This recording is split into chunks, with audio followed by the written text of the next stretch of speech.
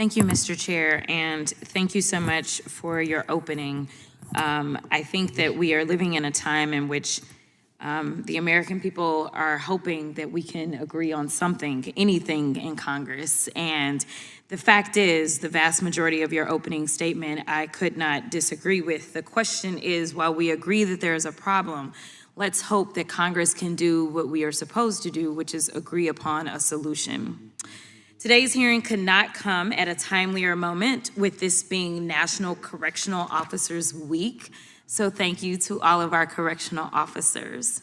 Today, approximately 35,000 correctional officers and staff are under the control of the Bureau of Prisons. And during the last 100+ days of this administration, we've seen just how little Trump cares about the BOP staff's ability to do their job overseeing and protecting roughly 155,000 incarcerated people in our federal prison system. Having been a former public defender and civil rights attorney, I can tell you that I have seen the inside of a few prisons myself.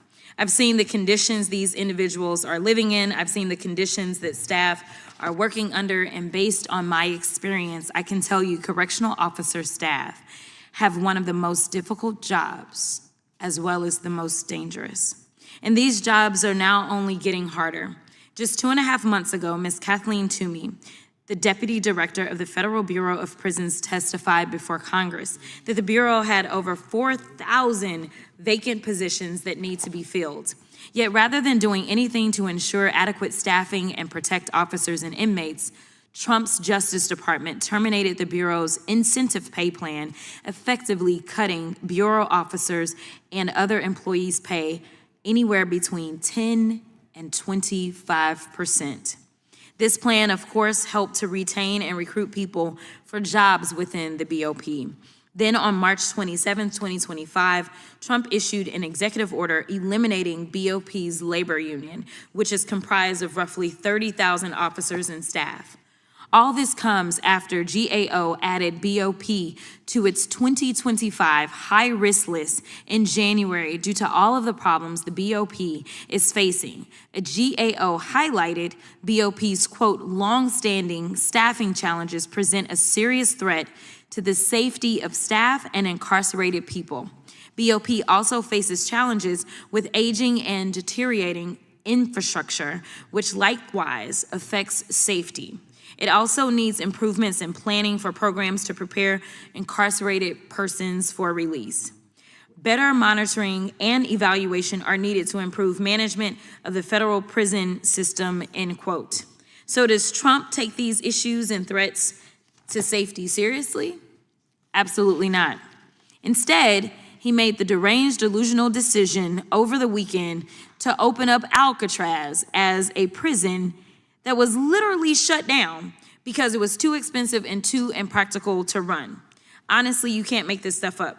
Please tell me how any of this makes sense. Stripping Bureau employees of their collective bargaining rights, cutting pay and benefits at a time where the Bureau was ranked the worst place to work among all federal sub-agencies and offices, and we have more than 450 offices.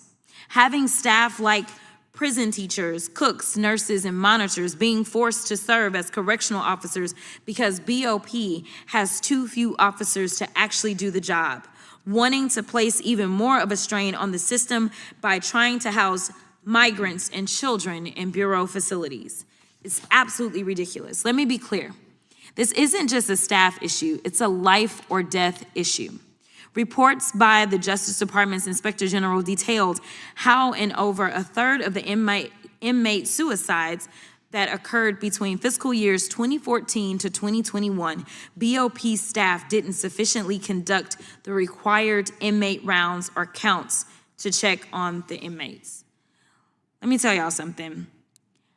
Realizing this fact took me back. I don't know what it's like to be a family member and to receive that phone call about your loved one that you would imagine is in one of the safest places ever, regardless of why they are there, and to find out that they somehow committed suicide.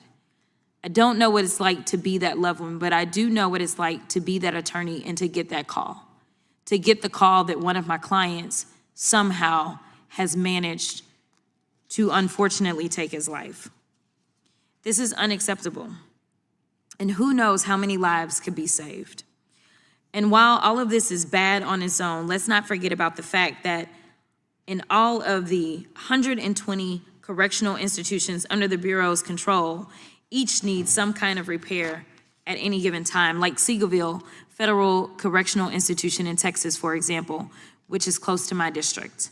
6 of the 8 buildings housing inmates had broken air conditioning units during the summer, where temperatures in Texas facilities can reach up to 110 degrees, and at least one unit topped 149 degrees.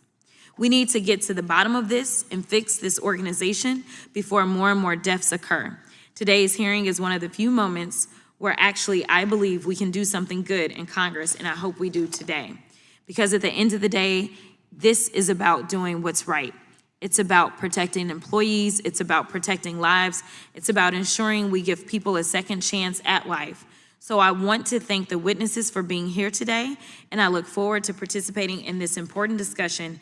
Thank you, Mr. Chairman. I yield back.